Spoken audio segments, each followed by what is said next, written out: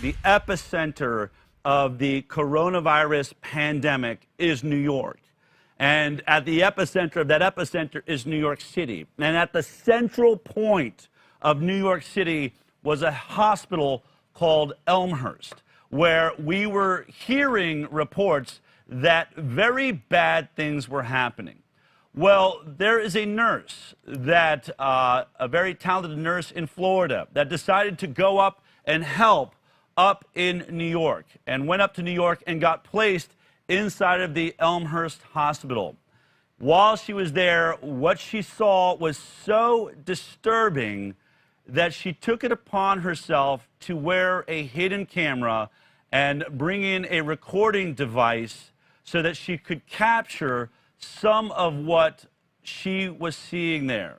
This is a brilliant production that's been put together by Journeyman Productions, and I want to make sure that we give them a shout out. You're going to want to watch this entire 1 hour expose, but here is just a taste of this incredible brave nurse and her revelations as she risks everything to bring a camera and recording device into the epicenter of the coronavirus pandemic. Take a look at this. She began by telling us one of her most disturbing findings, that people who had repeatedly tested negative for COVID were being described as COVID confirmed. Okay, so if you look close, I'm in my patient's chart.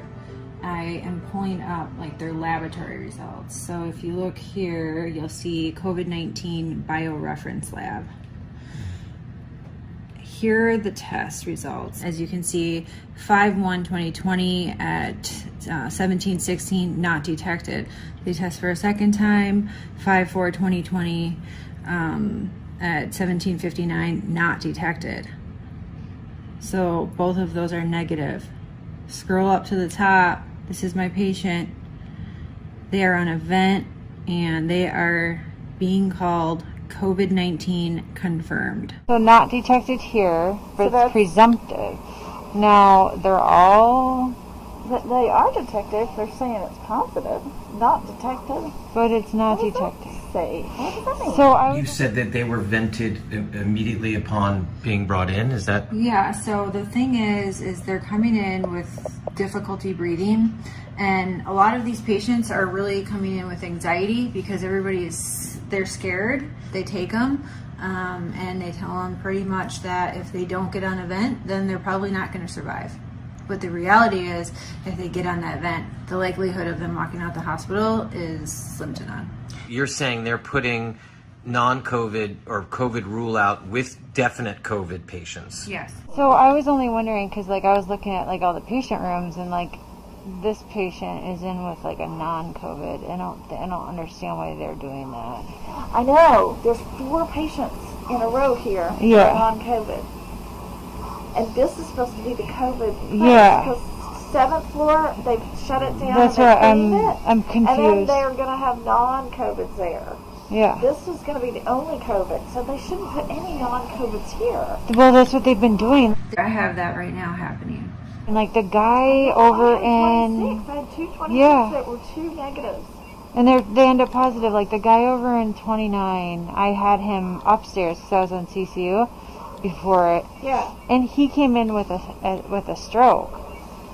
I know, that's what 26-1 was, a stroke. And no COVID. And now he's got COVID and he's on a vent. Well, because we gave it to him here. Incredible statements there, revelations. People not testing positive, being told, being listed as positive, laying in rooms with people that are all positive, only to be vented as though they're positive and perhaps catch the illness. Once again, you should really check out all the work being done by Journeyman Pictures. Go to their YouTube channel, Journeyman Pictures, to see this expose and many of the other great interviews that they've done around many topics of COVID-19. But I want to say right now, it's absolutely an honor to bring on my next guest, Erin Olszewski, the nurse at the center of this. Man, I got to say, that takes some real guts to go into, I've actually done it before. I've worn cameras before. You can say that, but when you actually do it, it's very nerve-wracking, isn't it? There's something about it, the idea you might be caught, what am I doing here? But Erin, why? What made you take that step? I just felt that as a nurse, it's my duty to protect my patients. And I couldn't walk away from that being silent. People have a right to know what's going on. And, there were prior medical professionals speaking out about this and being blown off. And I felt that the only way to possibly be able to prove this is with proof, indisputable proof that they cannot take away. And, yes, I risked a lot, but in my opinion, the risk is worth the reward because people around the United States, people around the world have been lied to. Wow. And just so that people understand your background, you are an Iraqi war veteran. You fought for the United States of America in the Iraq War. So you've seen some really bad things out there, I would imagine. My understanding is you weren't a nurse when you were in Iraq, but you were actually a soldier. But did you feel, they've described, especially Elmhurst Hospital, but many of these ERs and hospitals, they describe them as a war zone. Would you say that it fits that description also? If I can honestly be totally transparent, Please. I feel like this is worse because it's almost like friendly fire. People are walking into these hospitals assuming that they're going to be taken care of, and you are literally going to walk in there and you will never walk out. It's worse, and it is destroying obviously lives, and it's destroying families, it's destroying our economy. Everything about these numbers that you are hearing across the world, globally, it's a lie. It is based on, it's just based on lies. It's based on bad care. It's based on people being careless. It's based on bad authority. Well, bad decisions.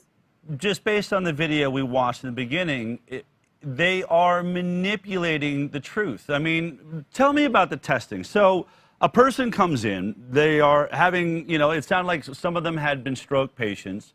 They give them a test.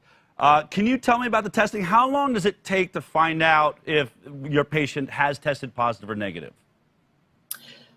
It would take anywhere from 5 to 10 days. Yes. But I went and got tested with an antibody test that I'm pretty sure here in the middle of Austin. I did it for the show. I went and said, let's see how this goes. They gave me my results. I think it was 15 minutes at the most. Do they not have that technology inside of Elmhurst Hospital? No, they don't. The technology exists, like you said, but they are not utilizing that. No. So if you come in and we don't even know, where are they putting you while we wait to find out? On the floors, they're putting you inside the hospital facility, and they are mixing COVID and non-COVID, which is creating hospital-acquired infections, nosocomial infections. So they are literally creating the pandemic that way. Unbelievable. Just because this is something we've been reporting on, I remember there was another nurse a few weeks back that spoke out about, I believe, the same hospital. Let's just take a look at what she had to say here. Literally, Black lives don't matter here. And that's pretty sad that somebody who is white and lives hundreds of miles away from the city gives more about these people than the actual people in this city. These people aren't dying from COVID. Let me give you several examples here. An anesthesiologist intubated the patients, and for about 5 hours, like, we were waiting on a chest x-ray to confirm that the placement was wrong. And in the meantime, while we're waiting for that, and we've told the anesthesiologist that it was placed wrong, because, like, literally only one side of the chest is, like, inflating, he dies. Okay? A patient had a heart rate of 40.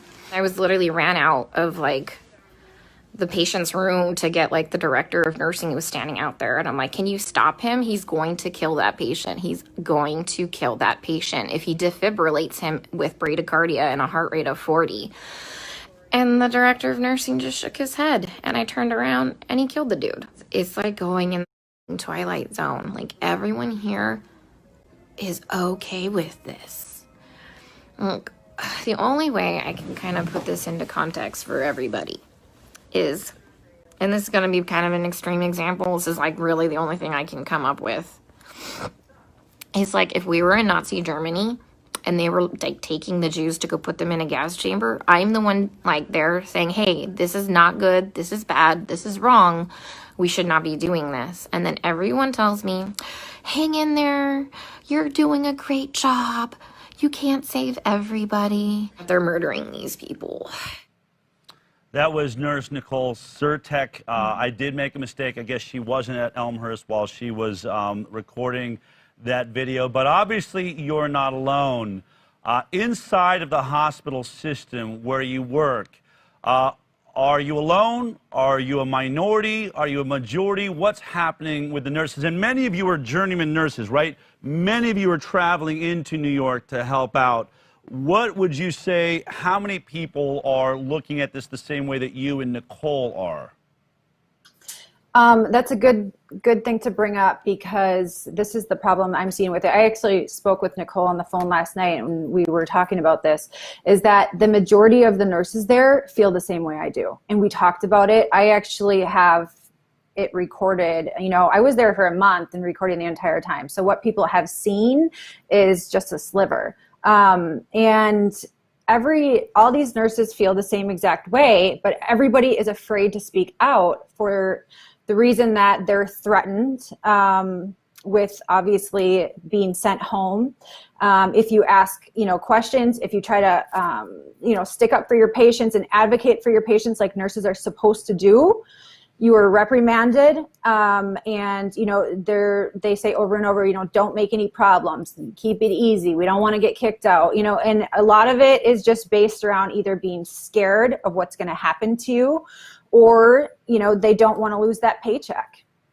Wow. And it's actually, my understanding is you were in Florida, you were a nurse there, you were involved in treating COVID-19 patients there, correct? Correct, yes. Now, was there a difference? We just heard a report about hydroxychloroquine. There's a huge, Lancet Papers just withdrawn this study that said that hydroxychloroquine was dangerous. Were they using hydroxychloroquine in Florida where you were? Absolutely. So we use the hydroxychloroquine and we use the zinc. And when I arrived in New York, I found out very quickly that that was totally off limits.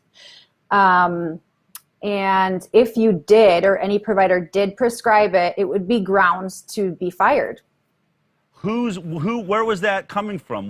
How high up did that go? So it was from Governor Cuomo, and that was as early as March, right around March. And that's just how that's how it went, and you had to listen to it. And what I found is so ironic, in that same, those same orders, they granted all these medical professionals, they were all liability free if anything happened. So when you're inside these hospitals, already a very, hospital that has very bad reviews, it's public, you have liability free medical professionals treating patients on ventilators with no family. So what do you think is going to happen? That leads me to, in this incredible expose, what you described as maybe the worst day of your life. Remember, this is an Iraqi war vet who has seen a lot of bad days, I would guess. Take a look at what she describes as the worst day of her life. A 37-year-old, which is my age, was not a DNR. He has a full code. His family in depth discussed with the doctors that they want us to do everything they can to save him. He came in talking. He was very terrified. He was just like, you know, totally alert, knew what was going on, and they convinced him to be on a vent. Now he's dead. But the doctor said when I got into shift that if he codes that we are not to resuscitate or try to save him. And we flipped. This is important. I just asked them if we can put a DNR order and they said no. That's up to the attending. Okay, so we're going to code him. That's what I said and they said no, we're not. I said yes, we are. Yeah. We're obligated to. So then I got to say something though, like it's our license. Unfortunately, you guys got to put in an order, just something. That's what I said. I said I'm obligated. Yeah. What did she say? So then she's like, the higher up said. I said, I don't care what they said. What higher up? God? We don't have a God here making decisions. I said, I don't care what they said. So we're supposed to. He's not DNR, but we're treating it as DNR. Basically. Does his family know? His family knows the situation. I think they called them and they told them. They were trying to do a school attending consent for DNR. All day he spent like in the 80s saturating. It was this one on the forehead didn't work. It was this one worked, and that came back. When I changed it, I was like, oh shoot, it's 90. Yeah. So they started playing around with the Oh pencil. shoot, it's 90. He's still on pressure. He changed the pulse ox You put him on EC, from drop. his head to his finger, and he's like, oh, it's 90. I had to put a sign up last week, don't touch my... He's fine. Well, Elmhurst does have a policy given, like a COVID policy, given the scarcity of dialysis and blood. It can be a chem code, it can be whatever. That it's not, there's not a, it's a difference. Normally the standard is whatever the family says, like we just do. So if they would say code them for 5 years, like we just do that until they die. It's a little bit different now because of the new policy in place with Dr. put in place, which is that you don't need full family like you can just tell someone that it's medically futile and that we're not willing to just pour blood and resources into something that would be impossible to get back. But look, it's he's 37. All I can think about is that at least he knows that we were fighting for him when he died. You know. Aaron, we hear that the victims of COVID-19 tend to be over the age of 65 and suffering from other life-threatening illnesses.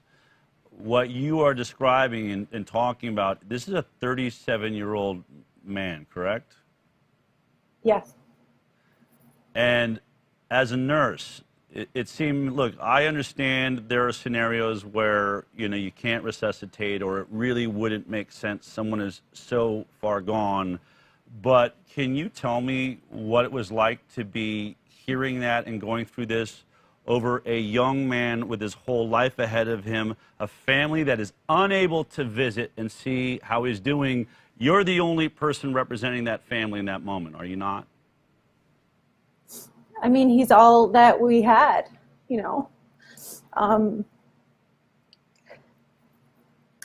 He doesn't have a voice otherwise, you know. And like these families are trusting in us to be taking care of them and trust us to do our jobs right. And if they don't have a good nurse, they really don't have a chance at all. And even if they have a good nurse, who's to say the next nurse on the shift or the next doctor on the shift is going to be good too? And it just goes against every single thing that we've ever learned and that we're taught to do as nurses, you know, just to be ethical. And when something's wrong, we have to, you know, speak out about this, because if we don't do it, then who's going to? And whatever it takes and whatever I have to risk, at least like I know that I'm giving these patients and their families the justice that they deserve. And so be it. Can I ask you? Can I ask you? Was this gentleman confirmed to be COVID-19 positive? At the end of his life, yes. Hospital acquired. So he got it while he was in the hospital. Yes.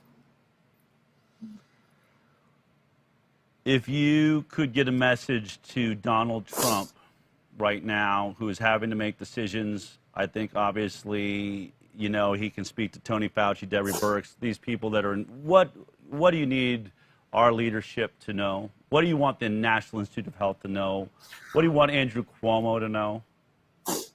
I want them to know that what is happening, and even still, it's still happening. I have friends that are still there. That we need a federal investigation immediately.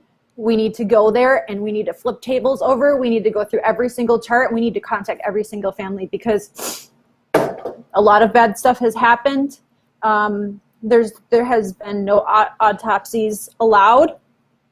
And we just need to go to the absolutely highest power because I am just one person, but I know that there are a lot more people out there that have a lot more power than me. So I am willing to risk everything in order to bring justice, not only to like the patients and not only to their families, but to the rest of the world, because I know a lot of people have been going through horrible things. It has shut down the economy. It has taken out businesses. It has, you know, torn apart families. There has been a lot of suicide. I mean, there's so many things that this has affected, and nobody will even look at this.